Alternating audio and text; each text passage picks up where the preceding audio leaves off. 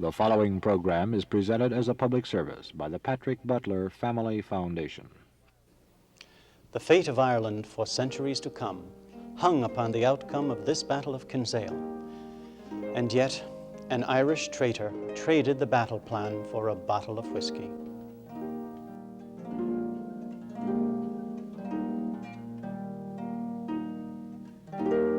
KTCA TV, St. Paul, Minneapolis, presents Ireland Rediscovered, a series of 13 programs dealing with the significance of the Irish nation, which has emerged to statehood in our own times. Dr. John McKiernan, head of the Department of English at the College of St. Thomas in St. Paul, and an authority on Ireland, is host and lecturer.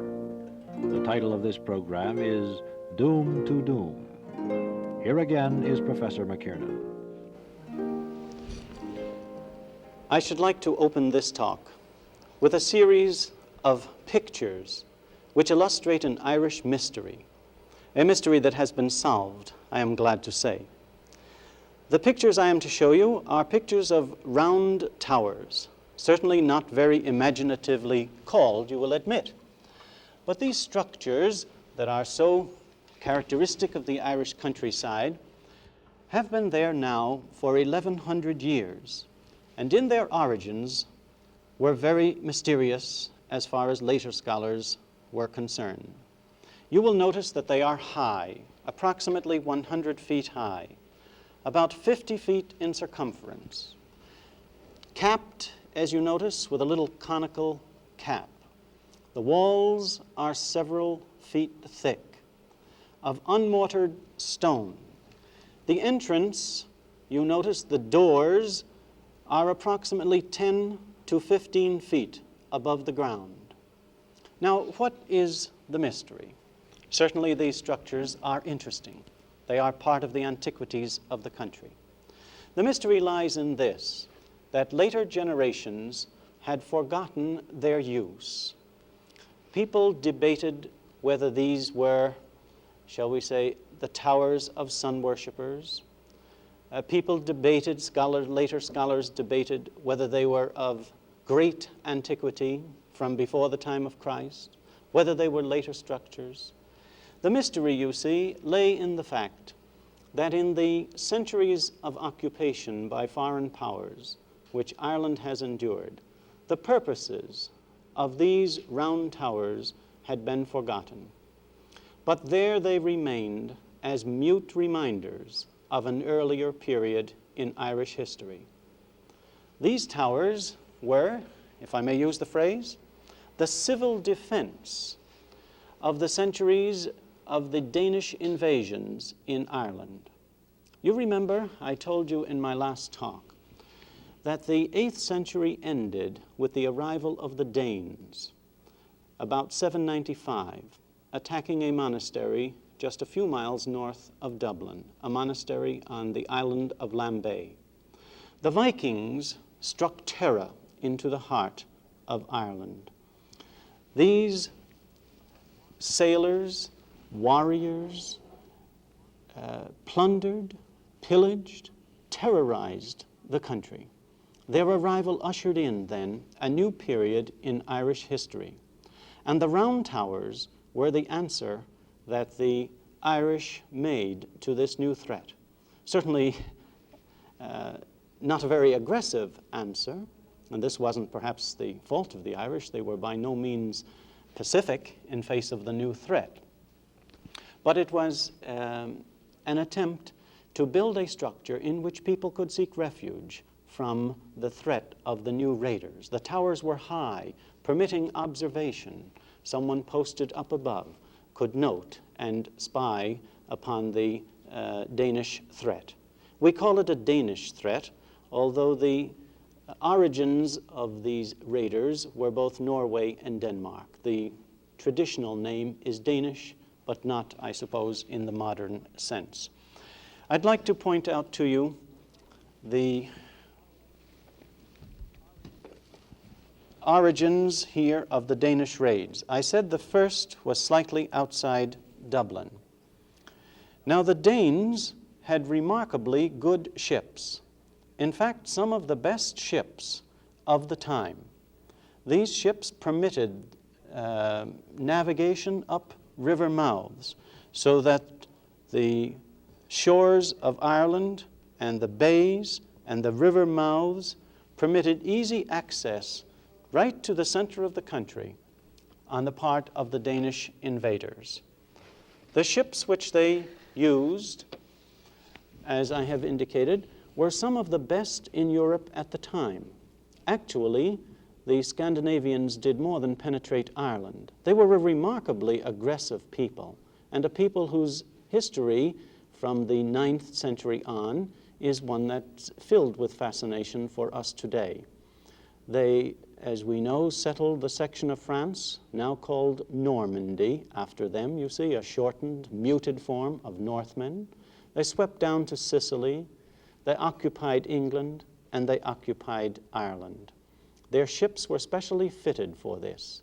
A ship that drew very little draft on the ocean, a ship that succeeded easily in navigable streams, and made, at any rate, made them the best sailors of their day. This illustration of one of their vessels may carry some sense of what I have been telling you about their mastery of the sea. At any rate, when they came to Ireland, and this is what concerns us here, they established centers on the eastern coast. Dublin, for instance, became in the 9th century a Danish armed camp. It became a Danish colony. In the 10th century, and even in the late 9th century, the Danes came down along the eastern coast of Ireland, settling places all along this eastern coast, which even today have Danish names like Wexford and so on. And finally, in the 10th century, they swept around the whole southern coast and up the Shannon mouth here, the mouth of the Shannon River, and established a fortified city, in modern terms, city, at Limerick. And they were so bold as to sail up, and one of them in particular, a man by the name of Thorgest, established his fleet on Loch Ree in the Shannon, and then overland went up and pillaged Armagh. Indeed, he set his wife up as a priestess along here at one of the great Irish schools and later in Armagh. Well, the 9th and 10th centuries were centuries of Danish penetration in Ireland, but they were centuries, too, in which the Irish were making their attempt to recover from the thrust of this aggressor, the first aggressor on Irish soil in over 1,000 years. And this, you know, comes as a shock to a people.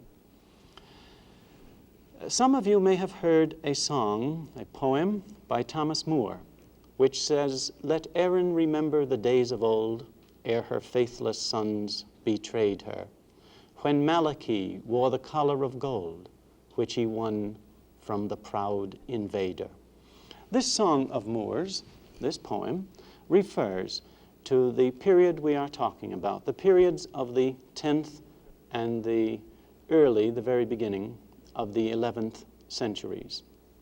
Malachy was king of Ireland, the king who attempted to do something permanent about the Scandinavian invasion.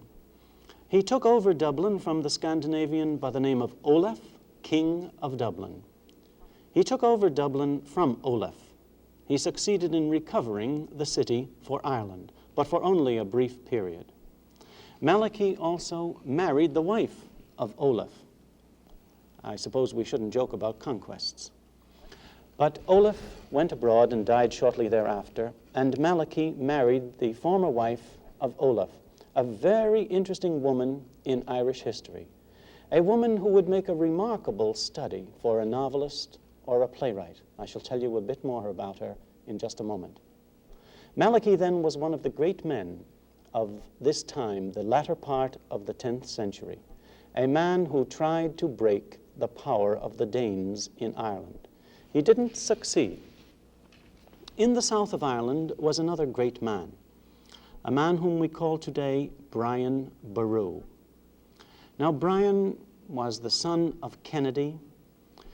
He was head, or prince rather at this time, prince of a very noble, very proud, very aristocratic old Gaelic clan, the Dal Cosh. And Brian burned again with the invasions of the Danes, with their occupation of his country and so on. And he was exceedingly impatient. And he usurped, he took over the kingdom of the southern part of Ireland, something he, of course, he had no right to do, something very disturbing indeed to the Gaelic tradition. At any rate, he turned out to be a good king, but he was a usurper. And then he engaged in a second usurpation, because actually he forced Malachy, the man whom I mentioned a moment ago, he forced him to retire from the high kingship, and Brian took this over. Now, Brian performed what is called the Circuit of Ireland. That is, he rode all about it in great pomp and panoply. And in the year 1004, in the city of Armagh, the great cathedral city of Ireland, the see, the seat, the episcopal seat of St. Patrick, he had his name written by his scribe. Brian caused his name to be written by his scribe in the book at Armagh Cathedral, in the Annals. And that name was written Brian Boru, Imperator Scotorum, Emperor of the Scots, namely Emperor of the Irish. This was in the year 1004. And Brian now married Gormley, the wife, the one-time wife of Malachy, the one-time wife of Olaf. This woman is indeed an interesting person to study. Few years after that, we find this same Gormley quite interested in having the kingship succeed to her own son by the former marriage. And she communicated with a Danish earl in the outer Orkneys and Hebrides, a man who maintained the mastery there of the Scandinavians. She communicated to this man, whose name was Sigurd, that if he could successfully invade Ireland, he could have her hand and the kingship, indeed the high kingship of the whole country. A most extraordinary woman indeed.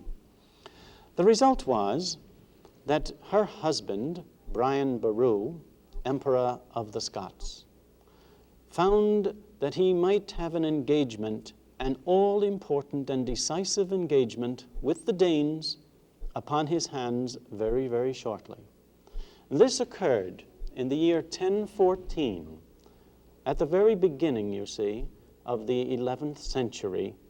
The Danish power and the Irish power were to meet head-on in a very decisive clash.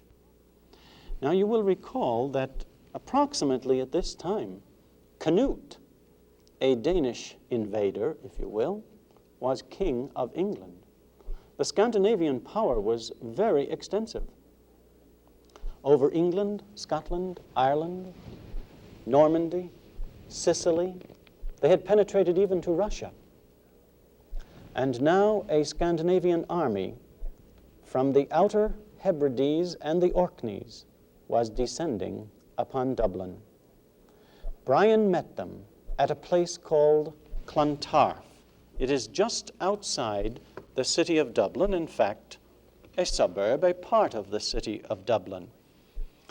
Quite marshy, a very low place, right on the sea. Here the armies met and fought a tremendously bloody battle. The Danes were defeated disastrously, driven from the country, and the Scandinavian power in Ireland was broken shortly before it was broken in England, but broken for all time in Ireland. Thus, we have the opportunity for a resumption of normal life in the country. Once more, life can go on. The Danes have been defeated. A normal recovery sets in. The arts, the lives of the people, the arts of the people, once more developed, although they were to suffer very shortly from another invasion. I say very shortly in an historical sense, because within a century and a half, another doom was to descend upon Ireland. But I shall show you some pictures of the stone crosses that flourished at this particular time in Ireland. These crosses are remarkable in their artisanship, their craftsmanship, their pure handling of something as obdurate and difficult as stone.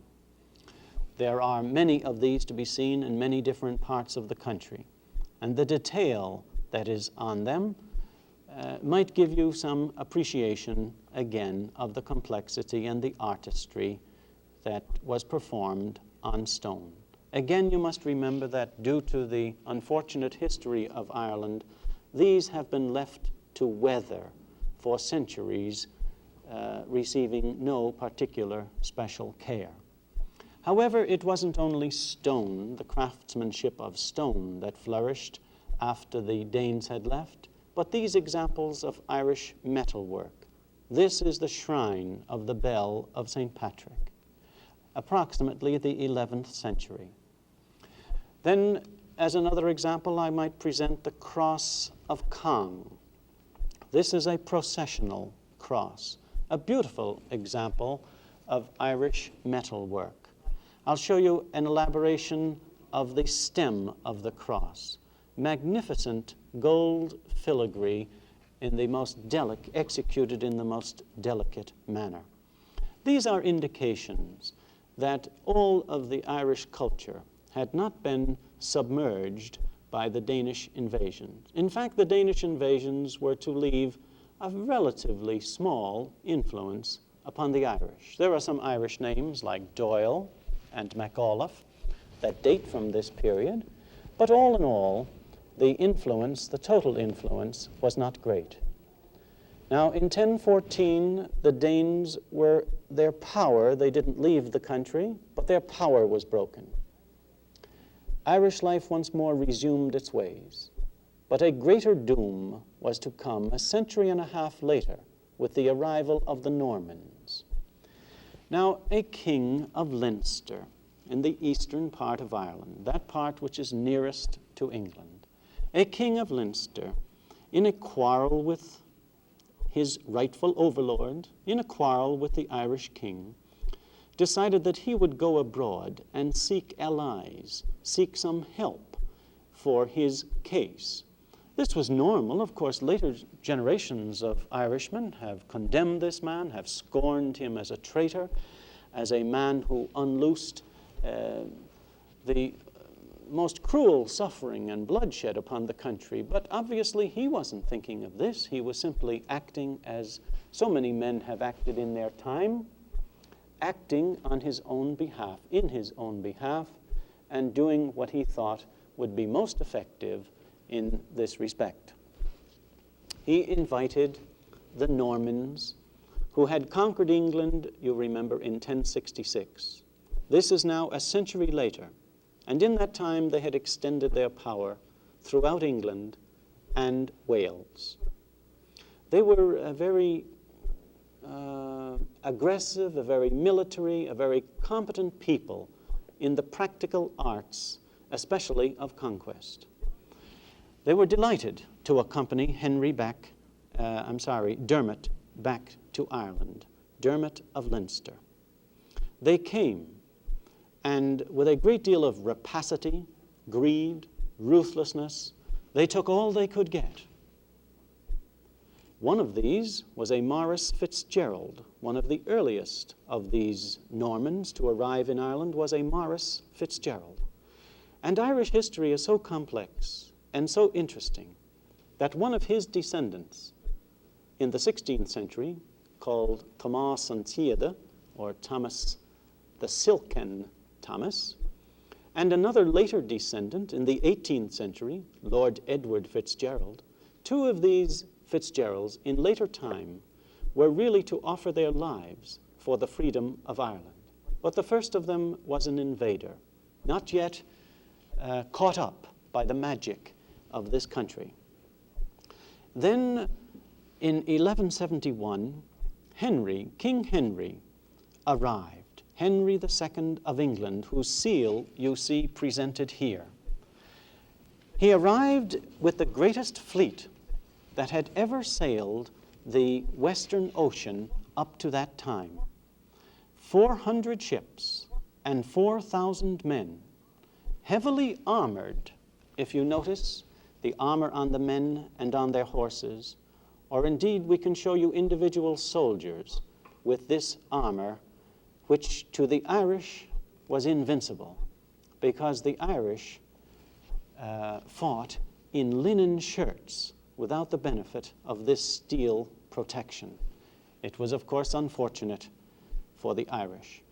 The Normans were quite successful in pushing their way to Dublin and up and down the eastern coast. Henry stayed very shortly in Ireland, about 6 months, and he introduced the problem that was to remain as a plague in Ireland for 7.5 centuries, the problem of English power. The most unfortunate aspect of this long struggle is that England has never been able to understand the Irish mind.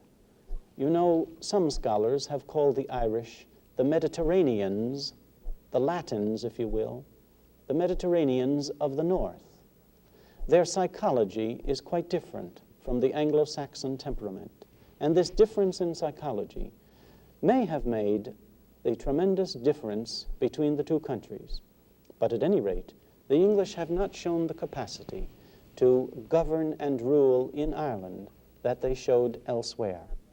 This began rather early, with the arrival of a Norman English king, Henry II. Now, the social structure in England at the time was that of feudalism, and this was entirely foreign to the Irish mind. The Irish simply couldn't understand what feudalism meant, because under the feudal system, a man held his land from his lord, who held it from his king, and there was this hierarchy of possession. But according to the Irish system, no Irish king could give away or take away the land of his subjects. Now, these two irreconcilable theories of possession were to bedevil the relations between the two countries for centuries. Before Henry left, he violated even his own principles of feudalism, because he gave away to one of his followers, a de Lacy, a man by the name of de Lacy, he gave away 800,000 Irish acres, land that he had simply taken away by the gift of his voice, taken away from the Irish who had readily accepted him as an overlord without understanding all the implications of that and thinking of him simply as not much more different from any other ruler or king. Well, the Normans were there, were in Ireland now, and the extraordinary thing was that in less than a century, their children had been almost completely acculturated. Ireland has shown over the centuries one of the most extraordinary capacities of any nation to assimilate to herself foreign bodies, to assimilate invaders, so that the Normans now were in danger of becoming, as the phrase has it, more Irish than the Irish themselves. And this constituted a great threat, naturally, to English overlordship in Ireland. So that in the 14th and 15th centuries, when the Irish were showing this capacity to absorb their invaders, the English passed the laws which we call today the Statute of Kilkenny, at least this was passed in Ireland, but a reflection of English power and government, which forbade the settlers to learn Irish, to speak Irish, to marry Irish, to ride in the Irish manner on horses, to dress in the Irish manner. In other words, England was doing her best at this time to resist absorption, but to no avail. The Normans and the English, for the greater part, found themselves slowly being absorbed, not even slowly at times. A century later, we have Poynings, a parliament which we call Poynings Parliament in 1495, repeating virtually the same injunctions, but now omitting the injunction against the language. It was useless. The English settlers in Ireland were becoming Irish through and through. Not in their entirety, of course, but in too great numbers for it to go unnoticed. Well, so things stood then at the end of the 15th century, a stalemate. Ireland was not able to dislodge the English, and the English were unable to prevent themselves from becoming Irish. The doom then that hung over Ireland was an uncertain one, but in the 16th century it struck. The 16th century was the century of exploration, of colonization, of the growth of England as a mercantile power, the growth of England as a power, as a naval power. Ireland now was most important to England. Ireland was a threat economically and politically to England. Something had to be done. And actually, what was planned in the 16th century was what we describe today as genocide.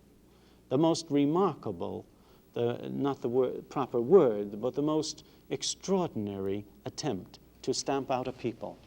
I should like to read to you the words of that rather sweet English poet, Edmund Spenser, as he describes what happened in Ireland during his time. The English policy to conquer and suppress was so successful that his description is grim reading today. But in writing of the people of the area in which he lived in southern Ireland, he says, "Out of every corner of the woods and glens they came, creeping forth on their hands, for their legs could not bear them. They looked like anatomies of death. They spake like ghosts crying out of their graves. They did eat the dead carrions, happy where they could find them, yea, and one another soon after." This appalling state of affairs, then, was the end of the 16th century. Ireland tried one more recovery in the Battle of Kinsale in 1603, but it was a failure. The battle plans were traded by an Irish traitor for a bottle of whiskey, and the fate of the Irish hung on that battle. Henceforth, Gaelic Ireland was on the defensive. Ireland faced the greatest doom of all.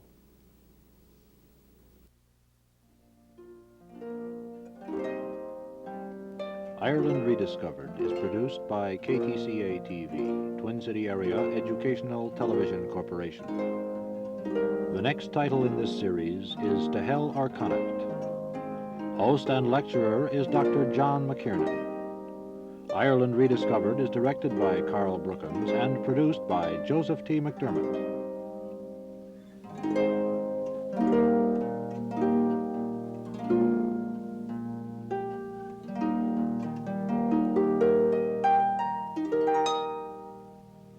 This program was presented as a public service by the Patrick Butler Family Foundation.